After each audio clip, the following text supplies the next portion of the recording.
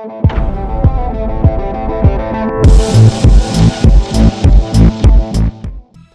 since the pandemic hit us a couple of years ago, the importance of remote work and working from home has come to the forefront. Web3 and Metaverse will only take things one step forward with virtual offices. However, while much of it is still in the future, devices built on Intel vPro can help you future-proof yourself. During the pandemic, IT teams all over the world had to go the extra mile to ensure that the user's PC is safe. IT professionals work tirelessly like superheroes. The vPro platform empowers these IT heroes to remotely manage PCs with greater ease, even if the users are outside the firewall. Intel vPro, built for business. Hi and welcome to Future Proofing. I'm your host Ekalavya Bhattacharya, and this show is presented by Intel vPro, built for business. In this show, we talk about Web3, blockchain, metaverse, and we try to decode and figure out all the applications and implications it's going to have in various fields like healthcare, media and entertainment, advertising, sports, and lots more. Today's episode is special. We are discussing sports, and if you're curious about how Web3 is going to have an impact in the world of sports, this is the episode to tune into. In our studio today, we have a very special guest.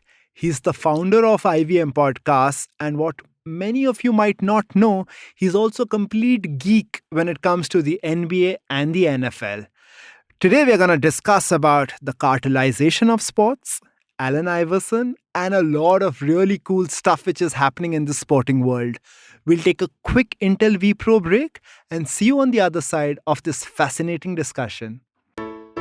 Hello, everybody. Welcome to another great week on the IVM Podcast Network. On Future Proofing presented by Intel vPro, Ekalavya has a fun chat with DJ Nikhil Chinappa about music, blockchain, and NFTs. On Naan Curry, Sadaf and Archit ask pastry chef Harsh Kedia how he makes diabetes-friendly sweets. On Pulyabazi, Pranay and Saurabh discuss the recently launched Agnipath scheme. On Ikaduka Economy, Abhinav talks to renowned economic analyst Ashok Mehra about repercussions of FDI fluctuations. And on Audio Gyan, Kedar meets Hindustani classical vocalist, playback singer, composer, and innovator Avanti Patel. Just a reminder to everybody, the IVM merchandise is now available. You can go to the IVM Podcast website and click on the shop tab. Check out our first collection of t-shirts. Also, do follow us on social media. We're IVM Podcasts on Twitter, Facebook, Instagram, and LinkedIn. And I'd like to remind you all that it is really helpful for us when you do recommend this show or any of our other shows to a friend. Word of mouth is great for us, and it's really a great way for us to grow our audience and have more people for you to discuss your podcast consumptions with. Also, don't forget to rate us on any platform you're listening on, and you can also check us out on YouTube at ivmpodcast.com/YouTube. We have a list of the YouTube channels we are on. And finally, we'd like to thank our sponsors this week, Capgemini, Intel vPro, and Intel Future But Now Wonderful. Thank you so much for making this possible. Welcome back, and in studio today, we have a very special guest. A lot of you might know of him, but might not know that he's also a very big sports geek, loves his NBA, loves his NHL. Welcome, Amit. How's it going? I'm doing well. Not so much NHL, more NFL. More NFL. Amit, so we'll dive straight in. Sure. What sort of a sports consumer are you? I'm, at this point, primarily basketball. Okay. I watch some football, as in like NFL American, and football as in European. But I would say 90% of what I watch is basketball. It's convenient from a time perspective. Most of the games are at 5:30 or 4:30 or 5:30, 6:30 in the morning, our time, 7:30 in our time. So I can watch a game before I go to work, or I wake up a little early, watch a game. It's a lot easier to do than any of the other sports, right? NFL football starts at 10:30 in the night, our time. Which is not such a bad idea, such a bad time, but when it goes to 11:30 in the night, then that's just impossible. Who's going to stay up till 3 hours to watch, till 3 a.m. to watch a game? So what got you started with NBA? Why do you love NBA so much? And tell us a little more about your favorite team, your favorite players. I was born in the U.S. I was born in Philadelphia. And so I've been an NBA fan pretty much all my life. The 76ers. The 76ers, yes. On the verge of elimination, not quite yet, though. Hopefully, by the time this podcast airs, though, we shall be the NBA champions, but I doubt that's likely to happen this year. Let's hope. So the playoffs are going on right now when we're recording. And so I'm a Sixers fan. I became a Sixers fan because I was born in Philadelphia. I went for games when I was a child. I remember a few of them vaguely, not too terribly well. When I went back to college at Delaware, at that time I went for a bunch of games. That was not a good time for the Sixers, but I did go. Hey, we got a bunch of $7 tickets, right? Even back then, $7 tickets were cheap. What time was this? Not a good time for 76ers? So this would be between 90... So I was in college between 92 and 97. Oh, this is pre-AI. Oh, this is pre-AI. So basically, AI was a rookie, or AI got Allen Iverson drafted. for all you guys. Yes. AI got drafted in the summer before I left for India. Okay. So I was there for a few months when he was a Sixer, but I was not there for the entire season. I didn't go for any games that year. Okay. But the preceding years, the Sean Bradley years or the Clarence Weatherspoon years was when I was spending some time, when I went to a bunch of Sixers games at that point. And then, of course, AI happened, and that's what really kind of accelerated my fandom, if you will. I mean, like, always a fan, but like big fan with it when AI came on. So tell me, Amit, right? So you mentioned the 90s, and of course, it's been a while since then. So let's look at it, right? Like in the 90s, how was consumption of NBA back then, and how has it evolved, right? And probably we can say Web 1, Web 2, Web 3. This is like early days of the internet. So, I mean, like, I think one of the things about the NBA specifically, right, is one of the most forward-thinking leagues compared to other leagues, right? And you can see that in a number of different ways. The NBA it can be divided into a couple of different eras, if you will, right? There is the pre-1979 era, right? That's before Magic and Bird became a part. There was the Magic, Bird, and Jordan years, and then which is, I think, I consider that to be an era, right? 80s, like basically 90s, and 90s, and then the next era is the Allen Iverson and Kobe Bryant, LeBron James era, which is probably from 2000 to 2014, and we're into the current era, which is the social media era, right? And all of these times have had different kinds of ways to consume this stuff, right? If you look at the Magic and Bird era, right, at that point in time, NBA coverage was very difficult to get. Playoff games were time delayed, not visible, just didn't show up. There's no footage. In the US, right? Or for the global audience? For the global, forget global audience. In the US, games were time delayed, right? So, I mean, like, famously, playoff games, time delayed, right? Basically, you would see it 3 hours after it happened. Now, there was no internet over there and no Twitter over there, so you weren't being spoiled constantly. But at the same time, it was, it's not ideal. Then, after that, things started opening up with the advent of cable. Once cable became more ubiquitous, you started seeing a lot of local TV stations, right? Okay. So, for example, in Philadelphia, NBC Sports Philadelphia, which is a Comcast channel, is where we get most of our sports stuff. In Madison Square Garden, there's an MSG channel in New York where you get all of the Knicks games, the Rangers games, the New York Yankees games. There is a channel in Boston, which is again a sports channel, but these are all kind of came on the back of cable. In the next era, you started to see more of like, the internet part and the internet delivery of games itself, if you will, right? And that's, not the internet games, but basically marketing around the game happening via the internet, right? Early 2000s. I would say early 2000s is when, like the NBA, again, very progressive league.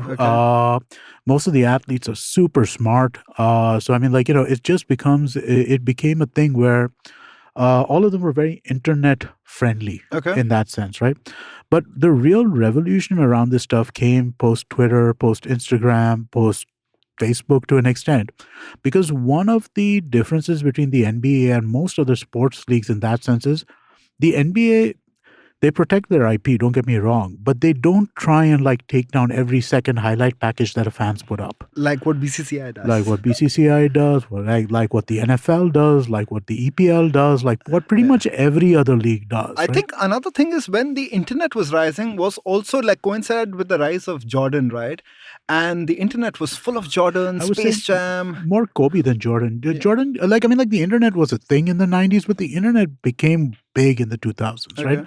So I feel like Kobe and AI are more beneficiaries of the internet era than like a Jordan is, right? Jordan got a tremendous amount of popularity, but So one of my favorite American broadcasters, especially around the NBA, is a guy named Bob Costas. Yeah. He was also the guy who did the Olympics for the NBA and stuff Okay. like that. He made this. I was listening to him on the podcast a while ago, and he made this kind of thing, right? He made this comparison. When people talk about the greatest players in the NBA, they'll talk about LeBron James and they'll talk about Michael Jordan mostly. And he said that LeBron James might be a greater player than Michael Jordan is, though he does not believe that's the case. But he said that, yes, there's an argument to be there. That's kind of everlasting debate, right? But Michael Jordan was the most important player who ever played Okay. in the NBA. The reason for that is just basically the way the media functioned at that time, right? 3 channels. Most NBA finals in prime time at 9 p.m. Eastern Standard Time. Everybody's watching it.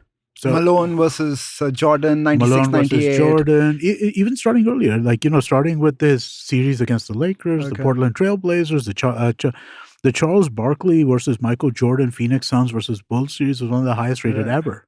And so, there is an aspect of basically it being appointment watching Okay. that's never been replicated again in the NBA. The only thing that comes close to that, I think, in sports in the US is the NFL Super Bowl, and maybe in India it's the World Cup final. Okay, so tell me, since we're speaking about Jordan and early AI Kobe days, tell me some of your favorite moments from that time. Do you have any favorite moment? From And you know why I'm asking you this, right? I know why you're asking me this. I have a lot of favorite moments. AI stepping over Ty Lue is one of my 2001 All-Stars. 2001 finals, NBA finals. The Sixers lost 4-1 in the series against the Lakers, but the first game they won, and basically, after hitting some crazy shot, Allen Iverson stepped over Tyronn Lue. Would you buy an NFT of that? Depends on how much money it costs. What do you think about NFTs in general? I understand the concept of collectibles. Okay. I think that there is some value to them. I think that we're still in very early days, so I don't know what these values should be. So Some of the shit's crazy. let's play on the collectibles, right? Like trading cards, and that's pretty much gone into NFTs, right? So early 90s, were trading cards popular? Have not gone into NFTs. Trading cards are still really, really, Tell us a little more. really popular. Tell us a little more. The trading cards are very popular. Okay. They actually, in the pandemic, they took on a big resurgence in the same way that a lot of other kinds of collectible art did. Because what is a trading card, right? It's basically a piece of paper that has some printing on it that people value for the time that it was printed at and the person or this that they are, right? So, trading cards were really popular in the 90s.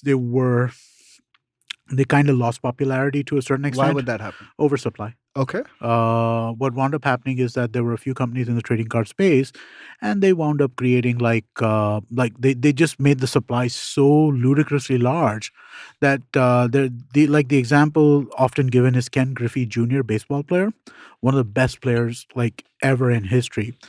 A rookie card of Ken Griffey Jr. is available for $10 or $15 right now, right? Because there were just so many of them at the time. Whereas if you look at Hank Aaron rookie card, Hank Aaron is probably a player 35 years older than that, right? His rookie card's, I think, $1 million or something like that. So it really does matter how much supply is there. Yeah, completely. So that's one of the challenges with NFTs in my mind, right? If anybody can mint an No NFT, supply, to oversupply. there's no restriction on supply, right? Who is restricting the supply here? So what do you mean by that? It's available everywhere? A video clip is available on YouTube? Listen, NFT is essentially a purely technical solution, right? Okay. To make a piece of content or to make a piece of data unique. Okay. It's a Yeah, purely non-fungible token, right? non-fungible. It's a purely technical solution, right? Why? So now, outside of the NBA providing the official license to somebody, right? Counterfeiting the shit's ridiculously easy, isn't it? Yeah, just like people say, right? Like a screenshot or just recording the video. Forget So what's that. the ownership aspect of it? That's the other part of it, which Okay. makes it even less useful. But Picasso paintings do have prints available, right? So maybe you can make that comparison here, right? That you can get a print of a Michelangelo, you can get a print of Picasso or whoever, like a Van Gogh, right? So maybe that comparison is there when you're talking about taking a screenshot of an NFT or copying it, right? But I'm just it's if you think about it, right? Other than the fact that you're buying it from a particular place, What is there that okay? I can today I watch the NBA games on my computer. Okay. Occasionally, mostly I watch it on television, but occasionally I watch on a computer. It's very easy for me to basically take footage from a computer and capture it. Yeah. Right? No matter how much they're trying their DRM, I can capture this footage. What prevents me from rolling an NFT with that? Okay. I'm serious. I'm asking this honest question. So you're going to create it and you're saying that you'll put it up on, say, I'll an put it up OpenSea on, platform. I'll put and it up then... on some marketplace somewhere. I'll Okay. put it up on something like some random marketplace. Yeah. I'll get a couple of bucks for it. Yeah. I might not get the $1 million that Derrick Rose You gets, might fool someone. but I'll get something. So a little more about this Derrick Rose NFT, right? Like a layup of his sold for $1 million. A layup of his when he was a Detroit Piston, Yeah. not a Chicago Bill. Why would someone pay $1 million for that? I have no idea whatsoever. It makes no sense. So I'll give you another example. One of LeBron's early dunks was minted for $39,000. Okay. That recently went for around $220,000. Okay. Someone resold it. Why is this happening? Is it the greater fool theory in place? It is 101% the greater fool theory in place. So it's not this collectible memorabilia. It's just for arbitrage. People are buying and hoping that... I believe that there are utilities to NFTs. Okay. I do. I'm not a crypto skeptic, right? Okay. I'm not like one of those guys like this shit's all bullshit. I'm not that, right? But at the same time, I think that a certain amount of we need to take a measured approach to how you look at this stuff, right? And the idea that a Derrick Rose NFT from a point in time when he was not at his best, Not at its peak, yeah. like nowhere close to his peak, Yeah. right? I mean, he was not at his peak when he was still a Chicago Bull.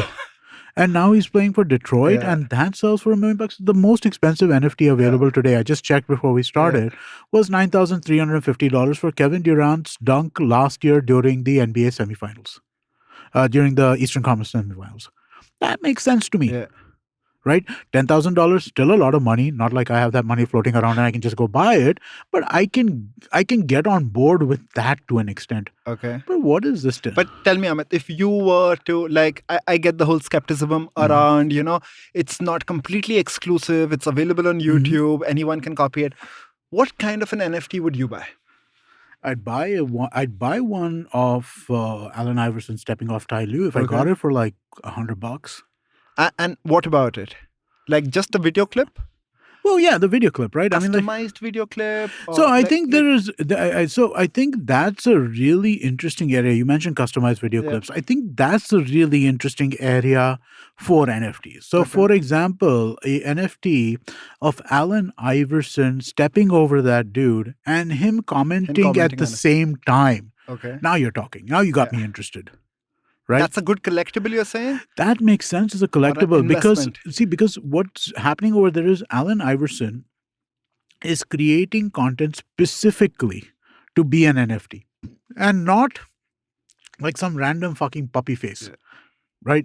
This is like a real piece of, he's talking about, let's say you do an 8-second clip about him hitting that shot and then walking over Ty Lue, and he's giving you, like, in 8 seconds, you can say a lot. True. Right? So, I mean, like, that makes sense to me. That is something there is some logic to it. Unique. It's like only unique, one of its kind. It's one of a kind. It's something made specifically as a collectible rather than just like clipping highlights. Sure. Which is most of what's available right now. It's like clipping NBA highlights. Top Shots is just about clips and Yeah, highlights. it's clips and highlights. And I mean, like, that stuff doesn't, like, I'm just like, I can get that easily. Why would I get that? But put Allen Iverson in there. You edit the film, so edit the clip so that. What about today's day? Joel Embiid probably dunking. Yeah, I'd take that. I would love to see Joel Embiid. Like, take a shot of Joel Embiid starting off his commentary with Joel Embiid visible on the video. Okay. And then after that, cut to him taking dunking over XYZ person or what have you. And him at the same time commenting under it. I'm on board for things like that. $1 million?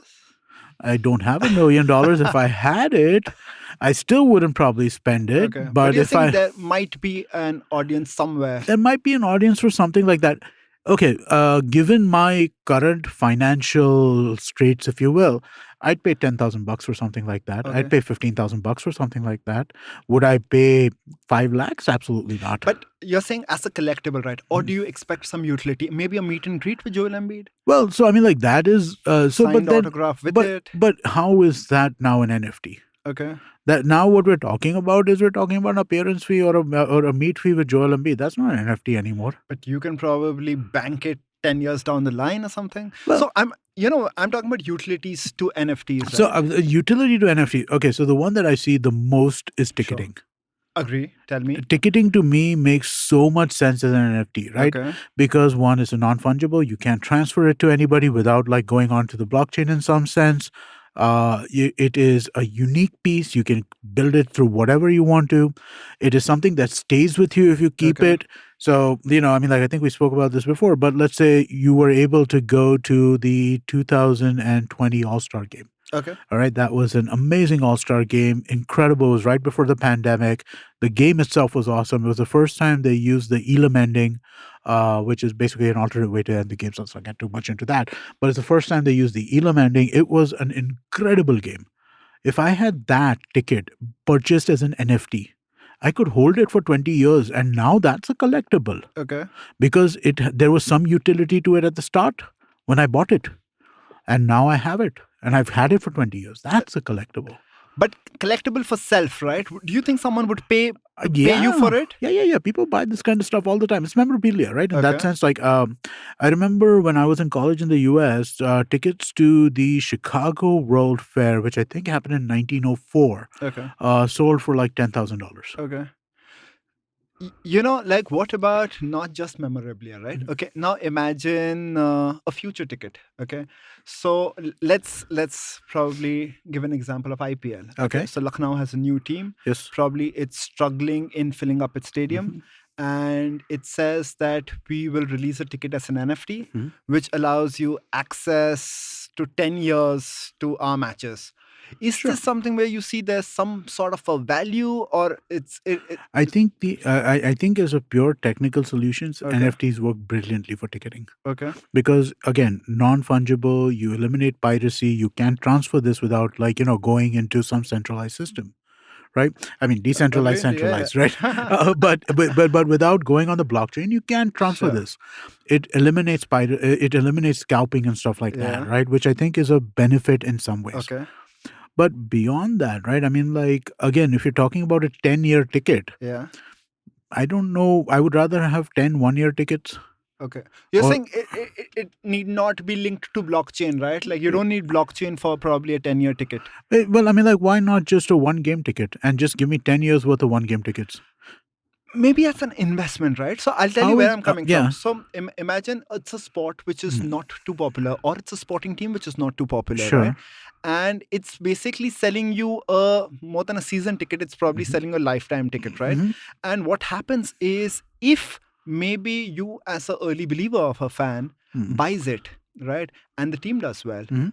Maybe it's also an investment opportunity, right? Like, I don't know. We're talking about No, the so future, right? I hear what you're talking about, right? I hear what you're saying, but again, the question I have, right, is what we're trying to do is we're trying to find utility for NFT. Okay. Yeah. What you're describing to me does not need an NFT, Okay. right? No, it doesn't, right? You can do the same thing with paper tickets, Agreed. right? I mean, like, there are like our Mumbai Indians, and besides that, your international sports franchises all run season ticket programs. All have automatic renewals. You can pay for multiple years at a time. They just send you paper tickets instead, right? So the function you're describing does Yeah. not require an NFT. Okay. Right? That's a valid point. Yeah, but having said that, is NFT a good way to implement this? Yes, absolutely. Okay. Let's talk about something else with the Australian Open guys did.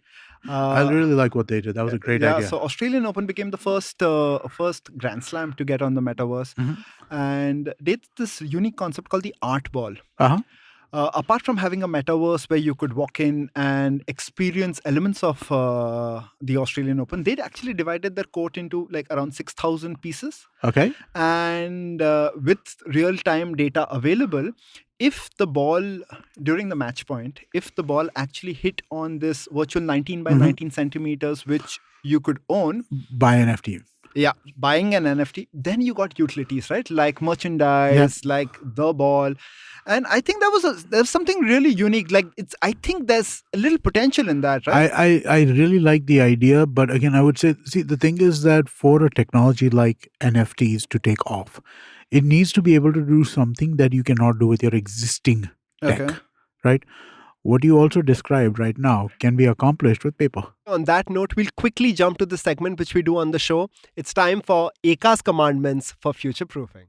Much like in life and the real world, there is a need for stability in the virtual world too. From where we stand, much of Web3 is still a future that is developing and evolving. However, I do know that a more stable future is coming. Stability is the key to long-term success, and Web 1.0 and Web 2.0 grew not only larger with every passing day, but also more stable and secure. Same is going to be the case with Web 3 in the years to follow. But if you truly want to future-proof yourself towards a stable user experience, we suggest you check out the Intel vPro line of processors. Enterprise users would understand the importance of stability when it comes to scaling and managing a PC fleet. There are always a number of updates coming out.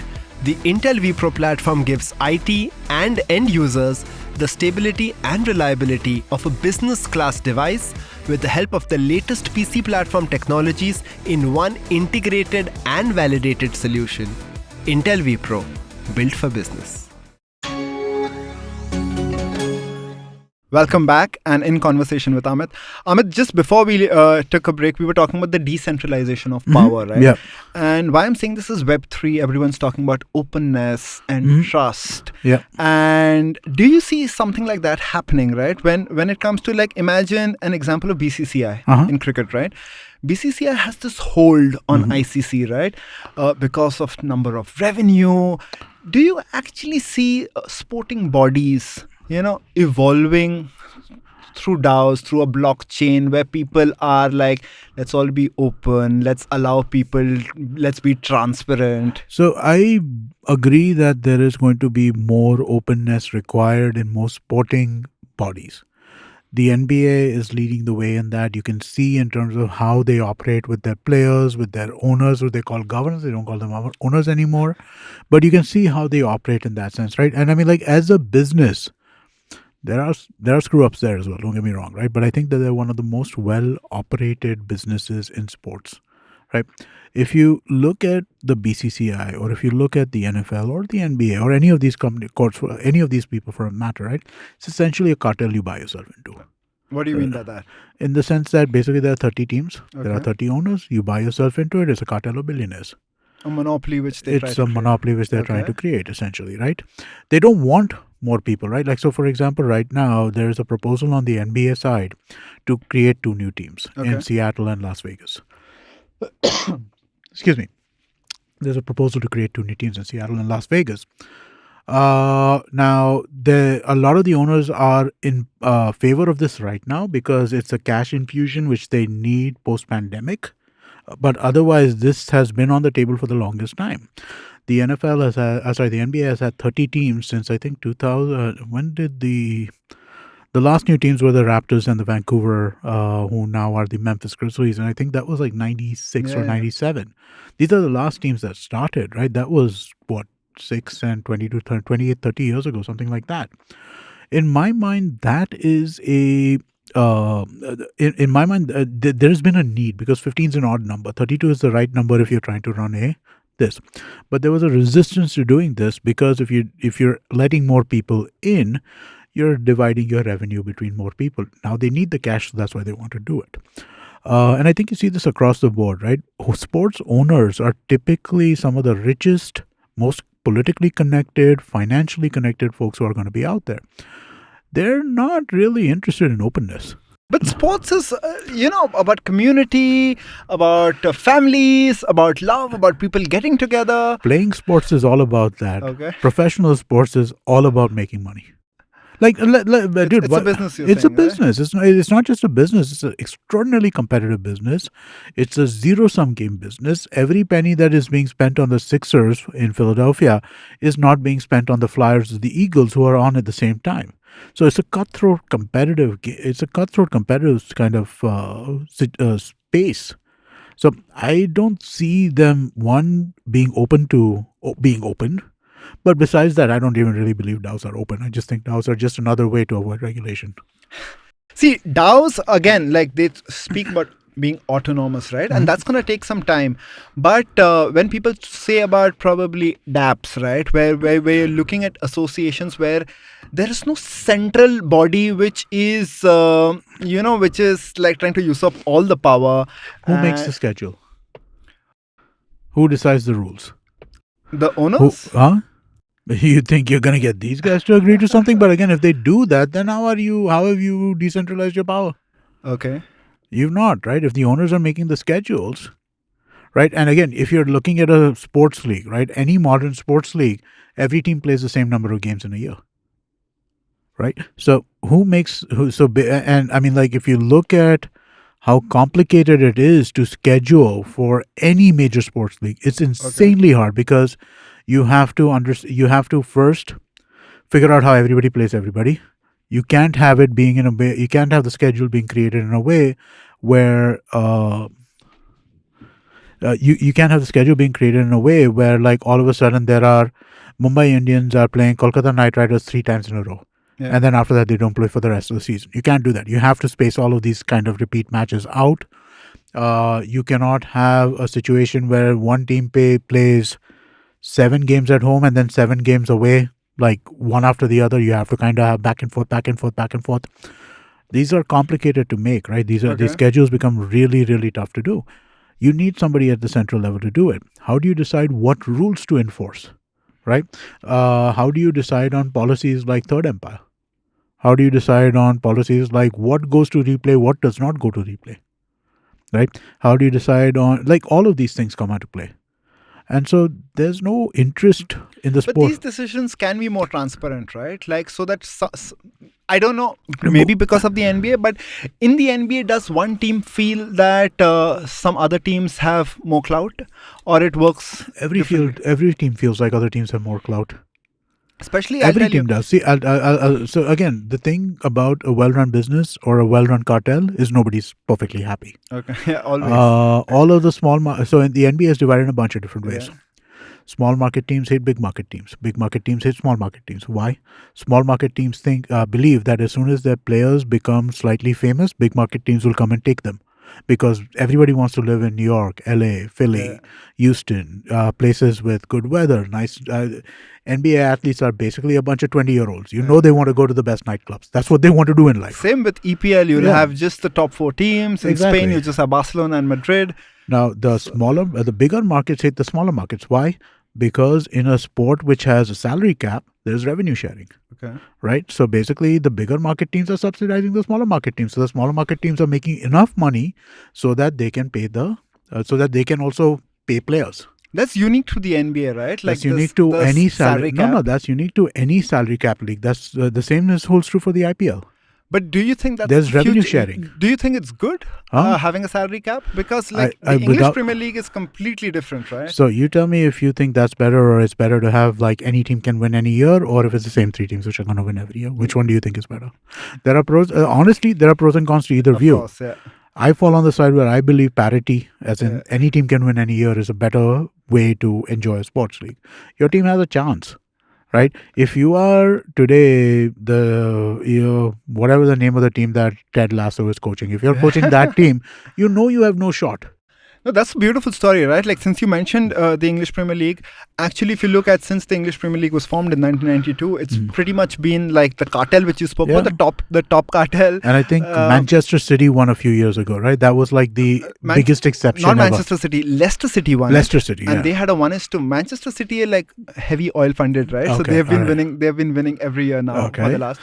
But Leicester City had a 1:5,000 odd of winning, and honestly, that year football was really beautiful, right?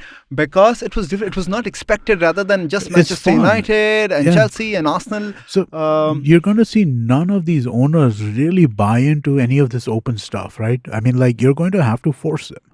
Now, how can you force them? You can force them through these kinds of like cartel-like mechanisms, right? Okay. Where, hey, do you want to be a part of the cartel or not? If you don't, then we'll kick you out. No problem. But what about ownership, right? And that's another angle which comes up with when you talk about openness, etc., right? Like the Web 3. Ownership of what? See, so Web 3, many people said Web 1 you would consume, Web 2 you would interact. Okay. Web 3 you can also own, right? Okay. So do you see, like, as fans, as individuals, people become stakeholders, and probably in a tokenized system, you as a 76ers fan can actually probably own a bit of 76ers? Does that happen anyway already? So the Green Bay Packers are a publicly trading company. Okay. They are owned entirely by their fan base. So it does happen. I think, if I'm not mistaken, there is an EPL team which is also In football, publicly traded. in Bundesliga, Oh. in Germany, there's Bayern Munich, Okay. which is Bayern Munich, that is correct. 85% of their team is owned by fans. Yeah. and the remaining by their biggest sponsors. You Correct. know, so like guys like Adidas and all, actually to get the logo, they actually have to buy into the. I think team. so. Again, I think that you're seeing that this already exists to some degree or the other, right? My skepticism around the more Web 3.0 businessy kind of, like, ownership type things, right? I get some utility somewhere, right? But I also am like, no government's gonna let you get away with this stuff, right? In the sense, How do cartels get away? well, I mean, like, you break the law. Is that You really buy where the you want to go? government. You buy the government, you break the law. That's how you go about doing it, right? Because again, I think about, right, what you're describing is essentially a publicly traded company without all the regulation. Yeah. There's a reason why there's regulation. When there is no regulation around this kind of stuff, you get a bunch of scammy shit happening, which is kind of what you see in a lot of places. A lot is happening, right? Yeah, there's a lot of stuff happening like that, right? So, I mean, like, you want to make sure that there's a reason for regulation. Now, does regulation get excessive? Almost inevitably, without doubt, without exception. But unregulated doesn't work either. Okay.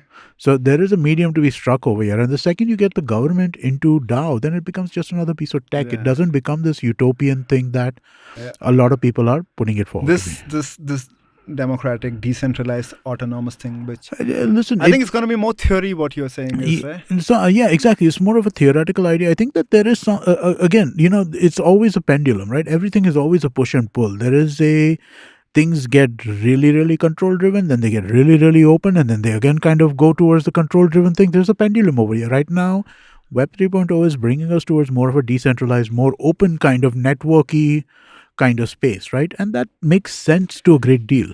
Personally, I feel maybe I agree with you on a lot of points of physical sports, but I was reading about esports, right? That's a whole different ballgame. Yeah, and esports where people are actually approaching it in a way where, running an esports team in the form of a DAO, where it's you're no longer geographically linked. That's the reason why esports becomes a different ballgame, right? Because you're no longer geographically linked, and listen, helps out. Trying to run an international corporation is impossible. It's close to impossible. The number of arcane regulations you have to deal with is crazy. So probably this is actually a solution for being able to do something like this, right? It is, as long as the government does not care.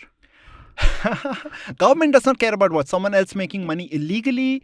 But it's not even illegal, right? As long as the government does not care that pay taxes. Pay your taxes. Primarily that, right? As long as you pay your taxes, it's unlikely that the government's going to care. You might need to create. I'm sure there will be companies that get that develop over the years, which basically map your DAO style tech implementations to how a private limited company has to work in India. I'm sure. And they will figure out a way that you can operate as a DAO, but at the same time be under the private limited regulation. We're talking about, like, eventually there'll be smart contracts, right? That's another application. That's a great application. That is a great application of Web3. How do you see that working? I see Probably that, in NBA. I see that working really well. You hit your incentive, boom, transfer done. Okay. Right. So basically, what does that mean? A lot of NBA contracts are incentive driven. Okay. Okay. So again, this is not my area of full expertise, so I might be technically not 100% right. Example, right? Yeah. Okay, but let's say you are so as I understand it, a smart contract, the way it would work is it looks at publicly accessible sets of data, and it looks for certain interactions to occur or certain actions to occur. So let's say one of the publicly accessible sources of data is what is the number of points scored by a player in a season. Points and rebounds. Maybe. Sure. And let's say that Joel Embiid, for again lack of another name, is guaranteed a $3 million bonus if his average is 25 points and 12 rebounds. Okay. Let's say on game 73, it becomes clear that that's his average.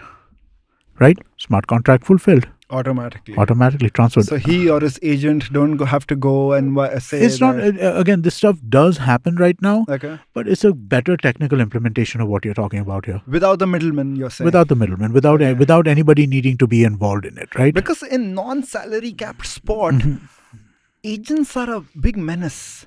And maybe, I don't know. I don't know about menace. Menace is not necessarily the right word, because when you say, the thing about agents is that a good agent is invaluable. Okay.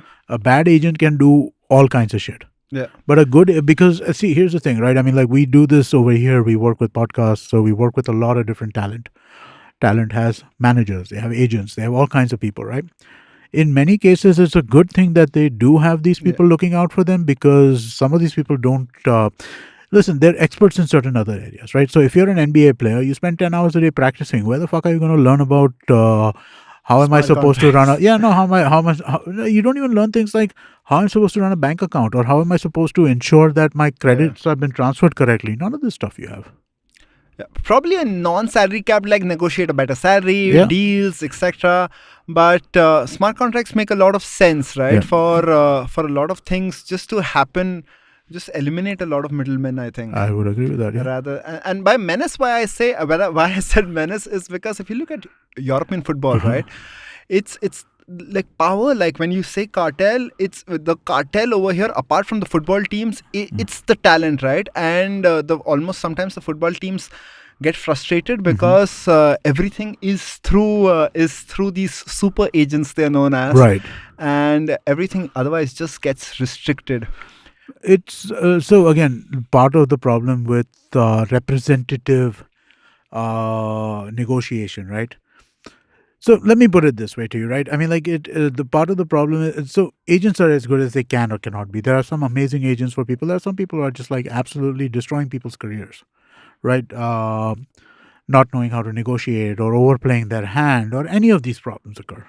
Anyone in mind where you're referring to, like No, disastrous managers? These kinds of things happen, Yeah, right? sure. I mean, like, Tim Duncan's manager took him for like $70 million. I think Kevin Garnett's manager took him for a ridiculous number of money. It might have been the same person. I think it was the same person. There was this lady who got into Kevin Garnett's life, and she basically was managing his money, and like it was a ridiculous amount of money. There have been and these guys are smart, because these are post 1980 type players, right? So I mean, like, they had the examples of Magic Johnson, Larry Bird, Michael Jordan in front of them. So they were not naive like the earlier players with. Before like 1970, before 1980, most of the players, I mean, like they were taking advantage like you would not believe. Okay. Worth watching the Magic Johnson, the new show on Hotstar. What's it called? Winning Time. Okay. It's the story of the LA Lakers from the 1979 We'll onwards. definitely check it out. Yeah. But since we're talking about talent, right? So now I wanted to talk about a different aspect of probably blockchain, right? Which a lot of people are trying to do. As an individual, okay, if I feel I have talent, especially in a country like ours, right? Like so many, like crores and 120, 30 crores, everyone wants to play cricket.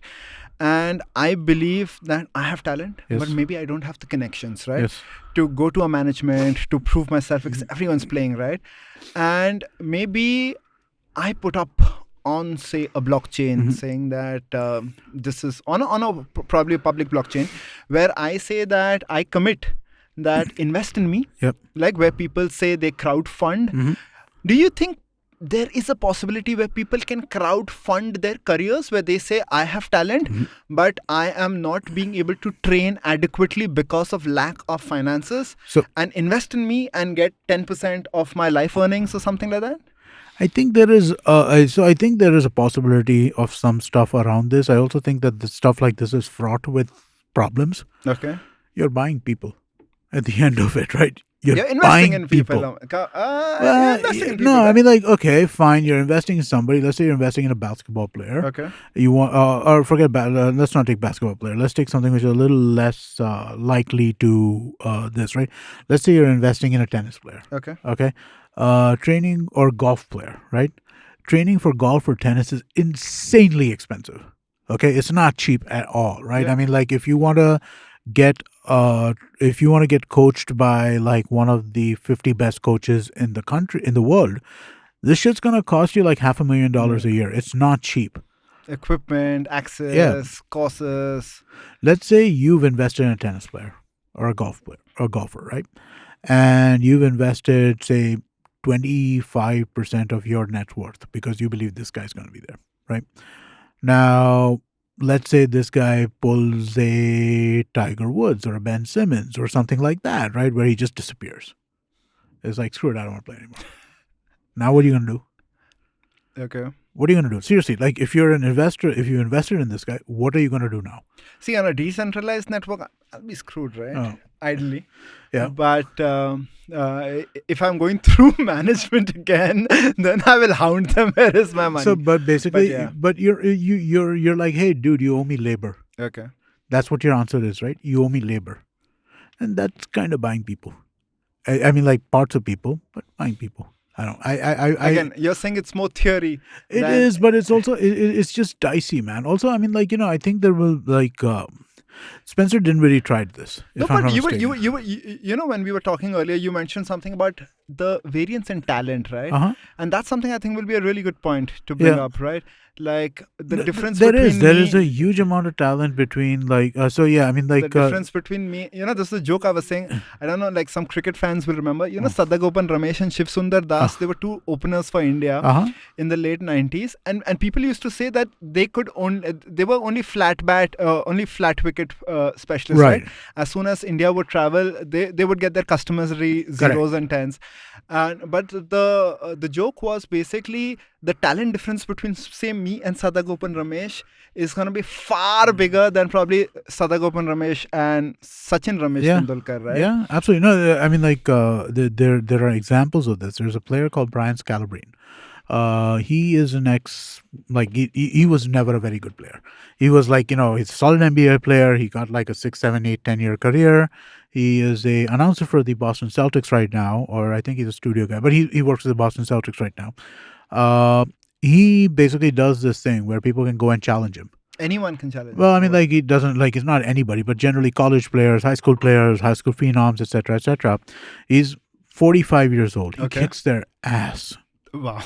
Like without question, because the point is that, and he says this, the difference between any rando and myself is much greater than the difference between him and LeBron, right? Yeah. And because LeBron is just so fucking great that everybody thinks that he is this. But honestly, the NBA, if you look at it, like it's a game of inches in that sense, right? So I think that this gets really tricky, especially when you're starting to look at investing in people as well.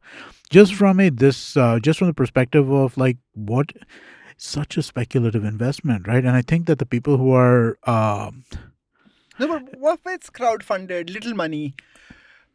People say the fuck you money, which you're anyway putting in Bitcoin, which you're going to lose.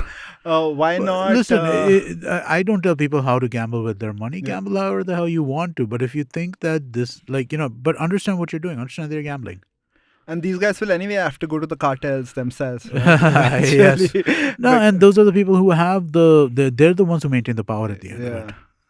So anyway, still have to be successful.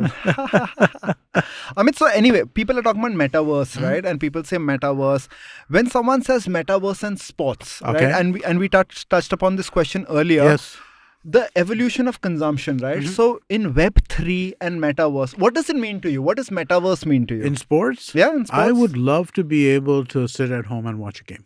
How? Like with a VR headset? Put a VR headset on me, make me feel like I'm inside this, like I'm at the stadium or at the arena. How do you watch your games now? Like, do you talk with people?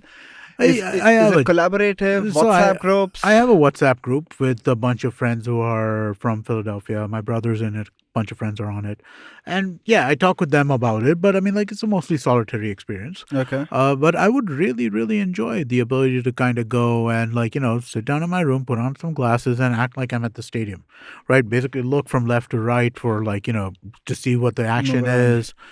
Move around the stadium, all of that kind of stuff. I'd love to be able to do that. That's really interesting. I was talking about volumetric VR, Mhm. where you can actually enable people to move Mhm. within the stadium, Yeah. and maybe the game you were talking about, right? Where the Allen, unfortunately, the game with the Sixers lost. Yes. But imagine being able to be at the stadium with. Oh, they won with that game. They lost the series. Oh, they won lost the game. series. Yeah.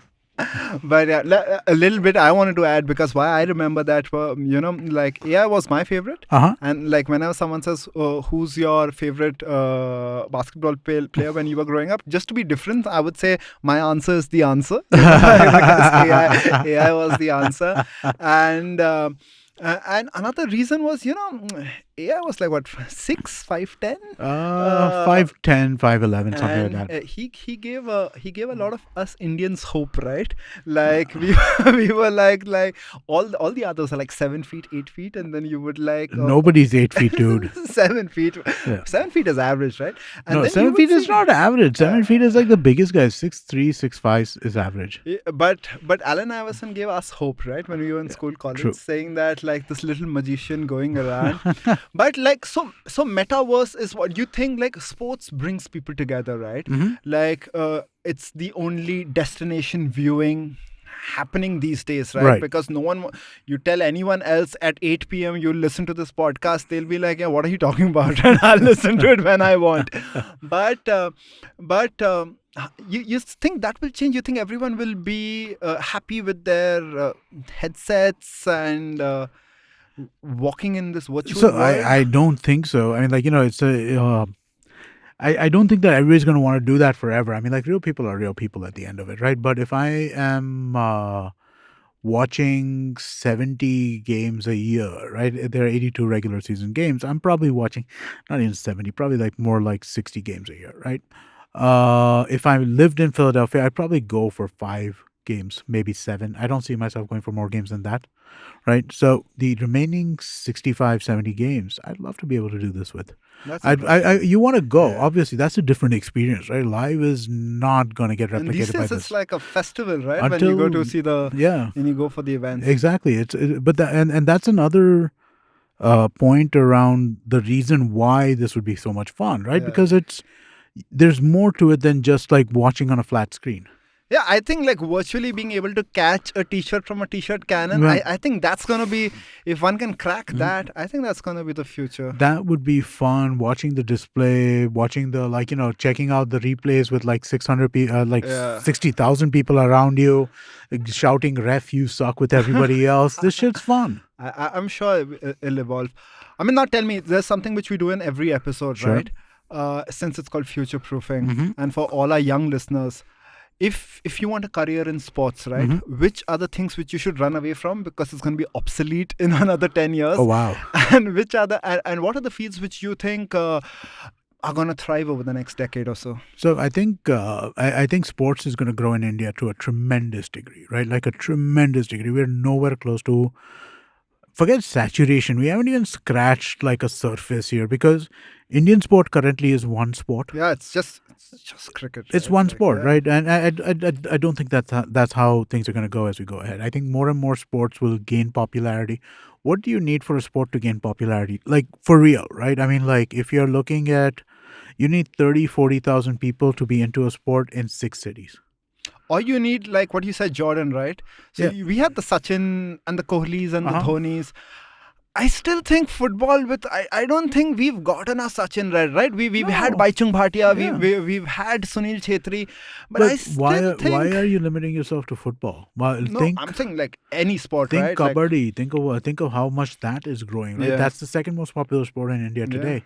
Right, so and we're good at it's, it, right? No, and like it's come Asian from goals nowhere. everywhere. It's a 10-year-old league, if that. I don't even think it's that. Right, in less than I think it's 7 years actually. Now that I think about it, I think it started at the same time. Why do you think it's gotten popular? Because it's fun, it's dynamic, good television coverage.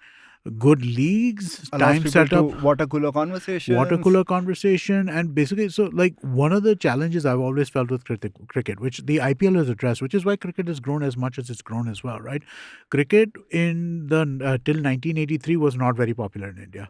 Then between Sachin and Ganguly, it got popular, but it really blew up post IPL. Yeah. Why did it blow up post IPL? Is because you have predictable leagues. You have the same teams. You have teams playing certain number of games. You have a playoff. You have the Engagement, final. affinity towards. Yeah, no, you engagement and affinity, absolutely. But local teams, you have a league where every team is playing 14 games. Yeah. At the end of 14 games, they have a table. Who is where? You can actually look at sports as a profession, which probably we could not do You couldn't. like 20, 30 You years couldn't. back. You right? couldn't. And again, I mean, like the number of people who are going to make sports as a profession as an athlete are far fewer than the number of people who are going to do other things in sports, right? I mean, Yeah. like whether it is working for those teams, whether it is working for television, media, etc., whether it is becoming journalists, writing about sports, whether it is, I don't know. I mean, like there's Smart so contract negotiators. smart contract I think negotiators, the joke agents. which we shared was the only thing you should run away is from should not be a referee, right? Yeah. Like wrong time to be a referee in the next That 10 is years. true. Yeah, no, I think that's definitely something that technology is going to obsolete out. Yeah. For sure. Anything else in the space which people should like go after sport? Well, I mean, like the industry is a good one, right? And I think that the industry is going to grow generally, but it's also the kind of space which allows for movement from space to space, or within that space, it allows movement, right? So I think just like, it's tough to get an opportunity. Get your opportunity, then try and build from there, A man. lot more technology infusion in sport, right? For sure.